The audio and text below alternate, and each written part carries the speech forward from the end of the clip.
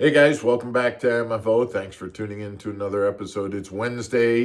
It should be Underwater Wednesday, but as I've told you in the past, we're working on our pool room, so I don't have the pool available to me. But I did want to bring to you a chatterbait tip that kind of is the exception to the rule when it comes to trailers on your chatterbait. I know a lot of guys kind of subscribe to the theory and the notion that you don't want to use a boot tail trailer on your chatterbait.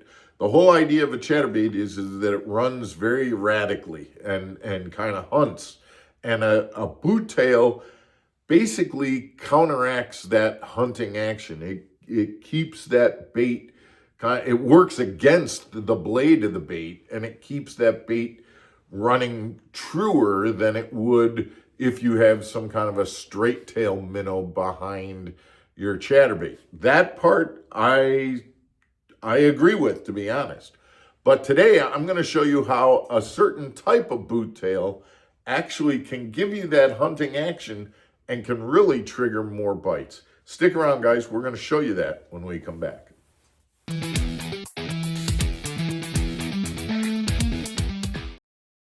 Welcome back to Mark Fisher Outdoors, everybody. I'm Mark Fisher. So, yeah, we're talking about bladed jigs, chatterbait. And again, like I said, most guys don't put a boot tail trailer on their chatterbait. It kills the hunting action of your chatterbait and kind of basically makes a chatterbait into a vibrating swim jig, and that's not really what you want. You want that hunting action that you get through the blade and through the rod motion that you put on the rod. Well, there is a boot tail that works. Brett Hite talked about this years ago, and I'm going to show it to you today. And to be honest, it's a bait that's been around for quite a while, and it is the Swimmin' Senko. Okay, the reason for this, in my opinion, is that this Swimmin' Senko has such a long profile and such a narrow tail that it really gives a pretty wide and loose vibration. That boot tail kicks it out, but it's got a lot of space to, a lot of thin space right here to really kind of get that snake-like action as it's going across. And so the reality is that if you take your chatterbait and you rig that, let me get it right there. You thread that Swimmin' Senko onto your chatterbait. Now what you have is this long kind of profile, and it acts very snake-like. It doesn't drag down the chatterbait portion of your bait.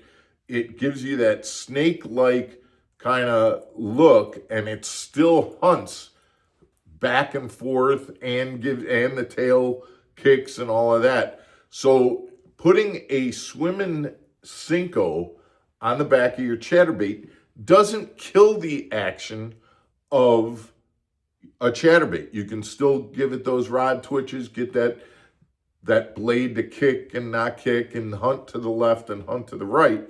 And a Swimmin' Senko will give you that. Now, I'm going to tell you that I find that as much as I use this, a lot of times I don't use that whole bait. That profile seems to be, so what I do, even though this can work, and I find that this gives me the most hunting action, what I'm going to do is I'm going to take that bait off, and what I do is start playing around with what length can I have that shortens the bait up a little bit, but still gives me that hunting action and that distance that I need with that thin length of tail there, So you see I've trimmed off maybe a half an inch, maybe 3/4 of an inch.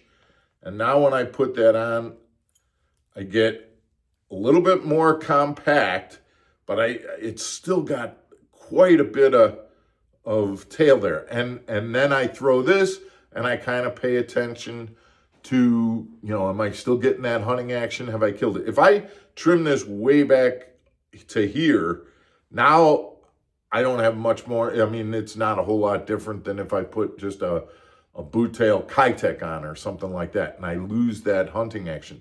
So I trim this down to get that, I've taken about, like I said, about half an inch to 3/4 of an inch. I may actually go up to an inch taking it off if I can still get that hunting action, but keep that boot tail on.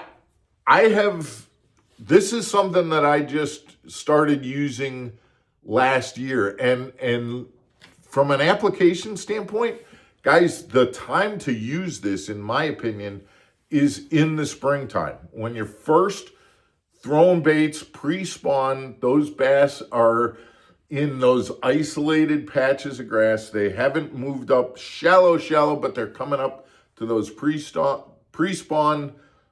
kind of areas where there's isolated patches of grass, and you can work that bait in the grass and over the top of the grass, rip it out, and that tail just is kind of doing this, and the head is kind of doing this, and it's kind of all over the place.